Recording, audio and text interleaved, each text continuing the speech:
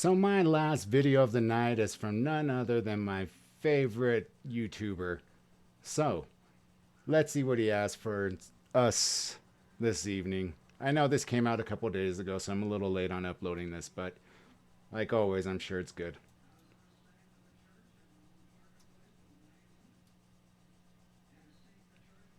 There we go, and here we go. Is heading on down to Georgia, much like the devil. Devil did in this one. For a good old, southern style mystery, y'all. God, you know when I do accents? Right now, it sounds good up here. But then when I go review it later, it's like, yikes. This was a really scary and odd one, folks. Heinous, horrific, frustrating, and there's no shortage of theories, ranging from the credible to psychics, which I'm all in on this one. If the Magic 8 Ball hasn't solved it yet, don't give up. Yeah, there's so many theories. We even got murderous alligators chomping around and doing things which, I mean, I don't have proof an alligator couldn't do it. Let me put it that way. And if an alligator ever did learn to use a Magic 8 Ball, then we are really screwed. But this story, like I said, there's a mysterious group of people in this story who planned something and did something that's absolutely terrifying and are still out there to this day. So let's give it a go.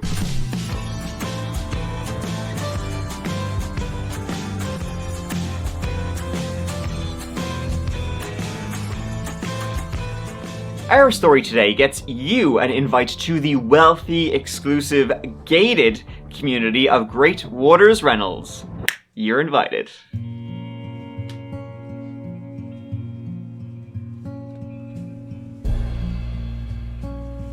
Situated on the shores of Lake Oconee.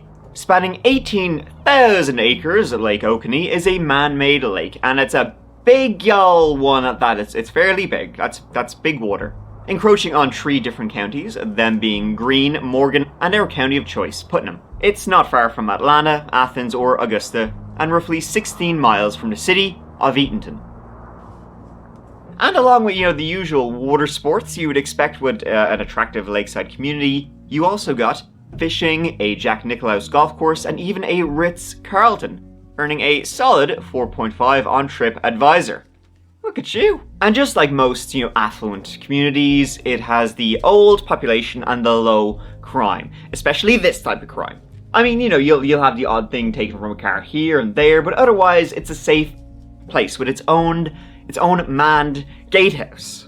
Like, man, mother of God, it's like Jurassic Park in more ways than one. But you know yourself, it's the kind of place where people would host Kentucky Derby parties with the big hats and the champagne and the tuxedos and all that sort of shite.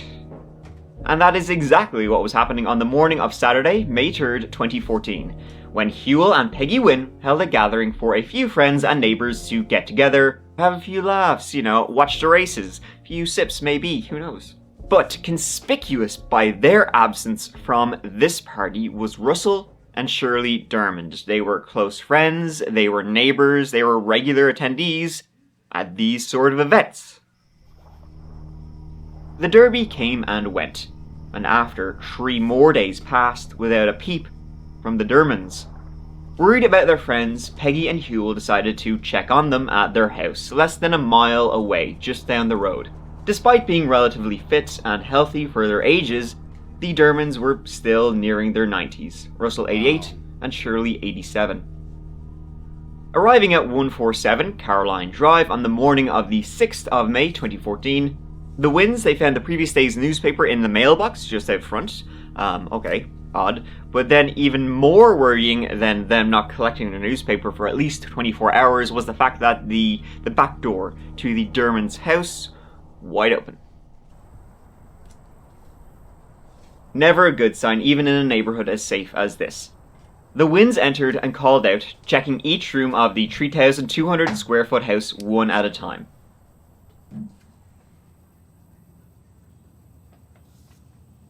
Nothing seemed out of place. There was an unmade bed here, there was a lampshade that was kind of askew, but, nothing really. Like, no signs of violence that we would kind of expect to see. Shit thrown around, blood. On the kitchen table was the Friday, the 2nd of May edition of USA Today. The crossword was partly done, so they were definitely here, on the 2nd. Otherwise, though, it was completely empty, the whole place. Shirley, being a deeply house-proud woman, had always kept the place spotless, and that's just how it appeared. Appeared, that is, until Hewell, upon re-examining the garage he had just been in but went back in case he had missed something, found Russell lying on the ground in a pool of blood between the Dremonds' 2 cars. He had been decapitated. It seems that on the first check of the house they'd only given the garage a quick glance over and had missed Russell, whose body was obscured by the large cars. Towels had been placed around the body in a clear effort to stop the blood from running out under the garage door and outside. And Russell's head was missing. New Jersey natives, Russell and Shirley had been married for 64 years, since 1950. After serving in the Navy during World War II, Russell would go on to work as an executive for a clock-making company. Shirley attended Barnard College before marrying Russell, and after staying home to raise their 4 children, Mark, Keith, Bradley, and Leslie. Mark Dremonds, also known as Lark, he was the couple's eldest son, and he struggled his entire life with addiction, substance abuse problems throughout it. He had done some time in prison even, and had been in and out of rehab. He'd even stolen from Russell and Shirley, a couple of times, but he always refused their help. So it seems like, Russell and Shirley, they had pretty much zilch contact with Mark. Life was otherwise good for the Dremonds and their other children. The couple moved down to Georgia in the 80s, eventually building their dream home at the lake. Golf for Russell and garden and bridge club for Shirley as they got into their old age. Well, they had 9 grandchildren to keep them fairly busy. But they weren't, just done yet, moving down there. They eventually acquired 19 Hardee's restaurants, franchises, wow. Which then they were running and working at, and that was then work for their kids. 2 of their children would eventually do that too. They were never too flashy though. They weren't, big spenders living on big boots. They just worked hard. And around the turn of the millennium, so around the year 2000, they were like, listen, let's pack it in. Let's enjoy our retirement. Let's let the kids take over and, chillax. However, it was in August 2000 that tragedy struck the Dremonds family, when Mark and a friend had gone to Atlanta to buy crack. Unfortunately for them though, when they went to this dealer, he was not a drug dealer, he was a death dealer, and instead of selling, he would be robbing, and he had an iron trained on them both, Mark and his friend. Mark, he was shot twice. He was shot in the neck and the torso. Mark's friend, shot in the leg, but Mark would die at the scene on his 47th birthday. Though he'd stopped golfing, Russell still enjoyed regular walks and was an avid reader. Shirley played bridge twice a week and loved a good crossword. Together, they went to church, they visited with friends and neighbours, and were, by all accounts, just good old people. There was nothing to suggest, a violent end to either of them. For what, that kind of shite, they wouldn't be involved in that kind of stuff. Sheriff's officers responded within minutes of the 911 call.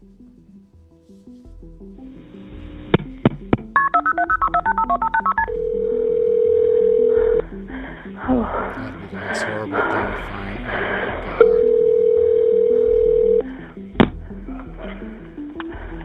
Putnam County 911. Yes, I have an emergency. Okay. I think I have somebody dead. Okay, what's the address, ma'am? Hewell, what's the address here? I don't know. We're in Greatwater. Is it 147 Carolyn Drive? Yes, 147 Carolyn Drive. Okay, and who is it? The Dremonds. Okay, and you're a neighbor or something? Yes, I just came to check on them. They've been missing for about 4 days. Are they in the house? Yes. Hey, what's your name, ma'am? I'm Peggy Wynn. Okay. Oh, my God.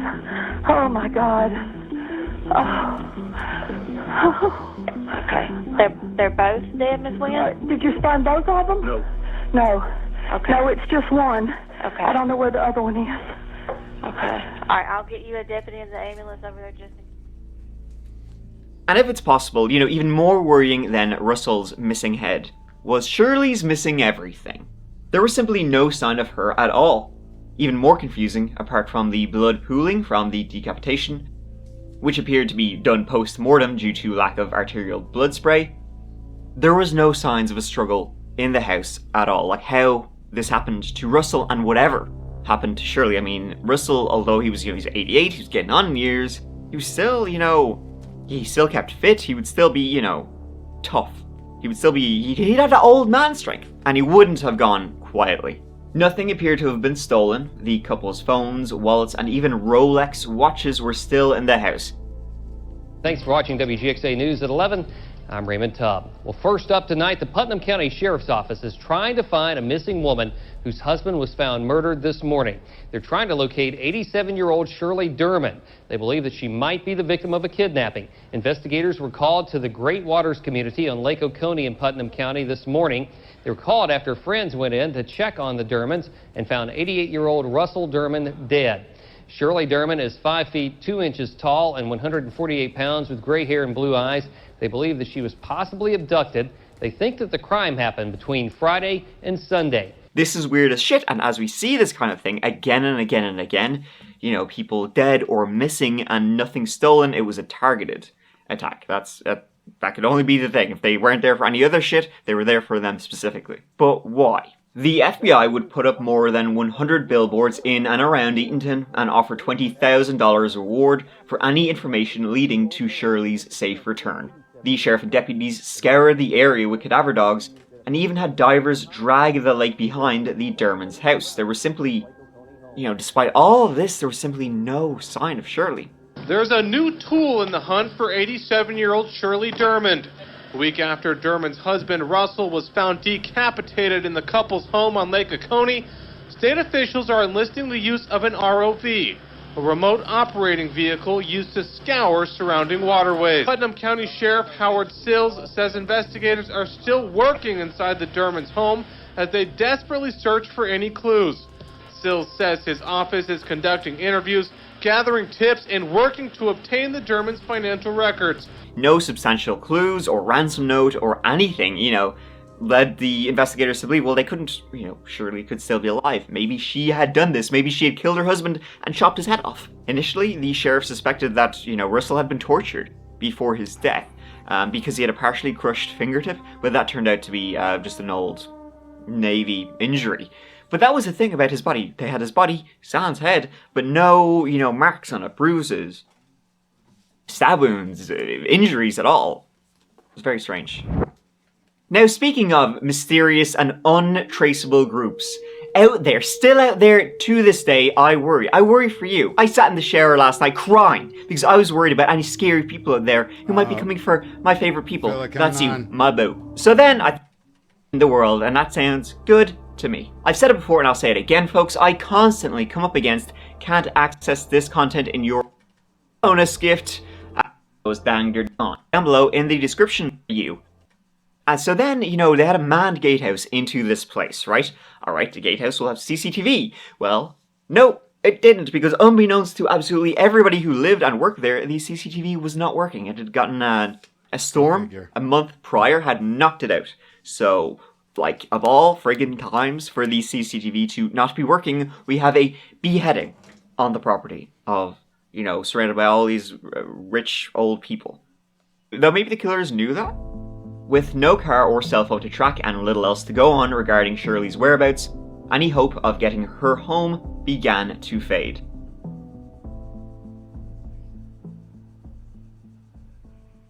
That is until 10 days later, at a lake 6 miles away, that hope didn't just fade, it cut to black. A man named Dennis Higgins took his boat out for a spot of fishing, but he would get a lot more than the catch he was after. He spotted at first what he thought was a boy. Getting closer, he realized it was no boy. You know where this is going, come on. Shirley's body had been weighed down with 2 30-pound cinder blocks.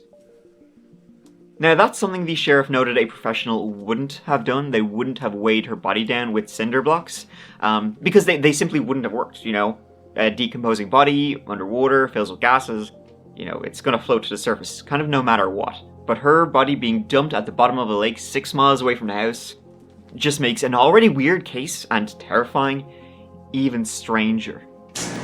About 2:30 this afternoon, we received a call here at the sheriff's office from some fishermen in Lake Oconee that they had spotted what they thought to be a body. My deputies immediately responded to that scene in a patrol boat and confirmed it was a body. It most definitely is a homicide. I will not speak on the minutiae of this. I'm not going to. Start. This jump was about 2 checkers up on the checkerboard, shall we say. Her cause of death wasn't readily apparent, but later deemed to be from blunt force trauma, specifically 2 or 3 strong blows to the head. Her body was clearly never meant to be found. Again, the sheriff began to think this was not professional, because if it's a professional murder, they'll just kill you and leave you there. They're not going to cut off one person's head and then try and hide the body of another person. Gunshot residue would later be found on Russell's shirt collar, leading the police to suspect that the head was not taken as a trophy or to send some sort of message, but it was out of necessity to stop the bullet from being found and then traced back to the gun that fired it. If the bullet was still knocking around his noodle, well, if the police found that, they could trace it, you know? See, if that would likely kind of mean then that the gun it was fired from and the bullet, like, it was legally owned. It would have been traceable. Again, a professional wouldn't be using a traceable gun. Even those dipshits we just saw, Chris Sutton and your man, his buddy, what's his face, the other lad, they were even smart enough to get untraceable guns by trading shit they had for a weapon from some lowlifes. There's so many bizarre things about this case because it seemed random, you know, to start. But you know, there was nothing to go on. There wasn't any even tangible evidence that Shirley was killed at the house. There was nothing amiss at the house other than Russell's body, which is even weirder. So, like, there was no blood, there was no mess in the house from either of them other than Russell's body just being found there, headless, and blood leaking out of it. Like, where was he killed? Where was Shirley killed? Did somebody come into the house? Well, then why was nothing amiss? And why work so hard to hide her body, but leave his body minus the head? Why spend time decapitating a body to take the bullet, but then hiding the other body, but then leaving this body here? In the days before, whatever happened, there had been no indication of anything being wrong. Russell, you know, he was seen running the usual casual errands around town, going to the grocery store, picking up prescription, using the bank. Shirley, she played bridge at the nearby Plaza Arts Centre, just as she did every week. Their schedule leading up to what happened was as normal as can be. They had no indication of, they'd spoken to their children on the phone, and there was simply nothing out of the ordinary for either of them. There was nothing there at all. So what exactly happened to the Dremonds between the 2nd of May and the 6th of May? Well, we know they were alive and well on Thursday, the 1st of May. That's the last definite confirmed day they were alive. The 2nd of May was the Friday. This was the day before they were supposed to go to the Kentucky Derby. On the 2nd of May, they had that USA Today crossword, right? And it was half filled out, so they at least did that. But also on the 2nd of May, Russell failed to open an email, and he was very much, he wasn't the type to leave, 1,000 unread emails in his inbox, you know what I mean? So likely whatever happened to the Dremonds had happened, or was happening at that time, happened on the Friday. But by all accounts, the couple were very private, deliberately choosing to have their house in a little enclave away from the others.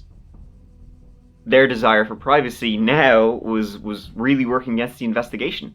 Because they lived away from everybody and had, surrounded by trees and was just very private, none of their neighbors could say they had seen anything or heard anything.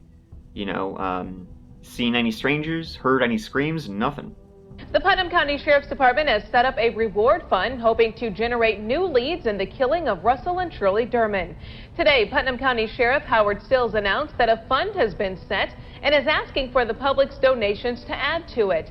The Reynolds Plantation has already donated $30,000. In the months following the murders, a dozen FBI agents and 10 sheriff's deputies conducted 225 interviews, working 7 days a week. All the Dermonds' living children took polygraph tests. All of them passed and have, according to the sheriff, been nothing but helpful in the investigation. So their children, his kind of fairly well been ruled out. In fact, the only kid who may or may not have done something would have been Mark, but he was dead. So was this a case of mistaken identity? I mean, they lived in such a remote place and so private, you would think you would know who they were. Like, it wasn't like, this seems like such a gated community, you wouldn't get the wrong house.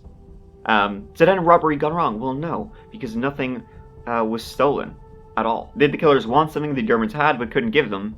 Again, the place wasn't, in a mess, as if somebody had been searching for something. There was nothing when their neighbors first went in there. It looked perfect. Of course, Mark Dremonds' murder gave investigators their first and most obvious line of inquiry, but that went nowhere.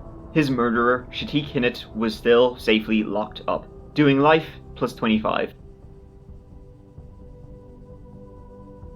And Russell and Shirley Dermond hadn't even gone to their son's killer's trial. There was no connection between them. Russell and Shirley had a long cut-off mark by the time he was killed in Atlanta. One early theory was that Russell, he was from New Jersey, maybe he'd been doing some dealings with the Sopranos, kind of shit, mafia from Jersey or something. Maybe they had put out a hit on him, make him sleep with the fishes, and then Shirley was his collateral damage, but that didn't really hold much water. It seemed like Russell was a pretty straight-edge guy, didn't get into dealings with gangs and that kind of stuff. Then also it was suggested that it was a cartel sending a message, the murderers were a message. I mean, they seemed kind of dramatic, let's say that, but I mean, then there was no, what's the message to that? If you're sending a message, it's usually a good idea to leave a message. Excuse me. The lack of evidence was evidence itself. No blood spatter at the scene indicates that if, as investigators believe, Russell was shot in the head, he probably wasn't shot in the home or garage where his body was found. Which then begs another question. Was he shot outside? Did anybody hear a gunshot? And if he was shot outside, why bring his body inside? And would they have been seen? This case just constantly raises questions, which then have 10 more questions. The FBI's Behavioral Sciences Division even drew up a profile of who the perpetrators could be, Though the sheriff would later say the profile they drew up said the killers, they like guns and knives, so that's helpful. The killers like guns or knives. Wow, really? It is personal. There's a lot of indications of the psychology and the behavior behind that. It's not a random crime. The sheriff, though, Howard Stills, he's a bit of a character, and he, even to this day, he has not let anything go. He's every single thing he can do, he is doing. Is there anything that people need to be looking out for, or what is suspicious that they can call about, or? I hate to be graphic, but obviously, or sound crude, but obviously we're still looking for Mr. Dremonds' head. We got to concentrate on what we know. Where we go is driven not by speculation, but by the evidence that we have. And evidence is not always, certainly, in most cases, it's not some forensic thing. It's witnesses and records and things, some tangible things. And we can speculate as long as we want. Decapitations are pretty rare, so you think that would be a clear indication of what could have happened, but no. There's so many questions in this case, not least being the complete lack of an obvious motive. And, as is so often, once you get the motive, you can find out who it was, but there's nothing there. It's a big question mark. Tips coming in ranged from the helpful, a neighbour seeing a man in his garden the day of the murder, but it was a man he couldn't describe, so the invisible man. Another woman also claimed to have a revelation and helpfully informed the sheriff that this case may involve water. Murder on a lake may involve water. You're blowing my mind right now. Another tip or suggestion was that an alligator is responsible for what happened to Shirley and Russell. A hungry alligator came in, bit off Russell's head, and then bet Shirley to death and weighed her body down with cinder blocks. Can't rule out though what those fuckers would do. Another tip even was that Todd Colehep, a serial killer I've covered yonks before, he may have been involved. He was active in South Carolina at the time, and he was known to do random attacks. Much like this, I mean, it's savage enough. However, that seems to have just been a hunch. Todd Colehep was always yapping away about what the shit he had been up to, and doesn't seem to be anything there. He's never said anything about it. The couple had sold their boat a couple of years prior to the murders, but they kept the dock out back. So even though the gatehouse wasn't able to capture anyone who went in the day of the murders, it's more likely With the Dremonds living on an extensive lake, the killers approached the house by boat. They then used that boat to transport Shirley's body from the scene of the crime and dump it in the water. There were no cameras on that body of water, of course, so it would have come and gone unseen. But it once again adds to the fact that the killers probably knew the Dremonds, knew where they were going, and knew what they were doing. He thinks at least 2 people worked together to kill the couple in their 80s 2 years ago last month. He knows the killer accessed their home by boat, and he thinks they knew their killer on some level. Yeah, I do. Because there's nothing disturbed in the house. Whoever did this is certainly capable of doing it again. And don't think they won't do it to you. More than 8 years later, the sheriff continues to pursue this case, even going so far as to investigate crimes that have similarities across America. He's not shared much, but insists, they've had breakthroughs and progression, but, well, as I said, hasn't shared much, and don't know if an arrest is coming anytime soon. He also suspects that the victims knew at least one of their killers, at least in a passing capacity, if not very familiar enough to open their door and welcome them in. When are you planning to retire? Me? Yeah. Never. Never. Is this case something that you're dedicated to finishing in your... Oh, sure. This is a case I'm dedicated to finish this week if I can get the opportunity to do it. But I have no intentions of retiring anytime soon. I mean, I'm a good-looking guy like me. You, picture of you, where would I go? Why would I retire? Hopefully someday, sometime, they'll, get some lead, some clue. Someone who knew about the case, who heard about it and knew, oh yeah, I know who did that. Yeah, sure. This lad over here, those boyos. But multiple people must have been involved to do what was done. And the vital piece of this picture is still out there somewhere. Hopefully one day, it'll be found. But today, it's just a horrific beheading, beating, lake killing. It's awful. It's a horrific, terrifying case. But I mean, well, that's it. You know, you don't know. Sinead, thank you so much for watching, and please let me know your thoughts on this crazy batshit bananas case down below, because there's got to be something here, something more. But until then, I'll see you next week. So look after each other, look after yourselves, because I love you. Mike out.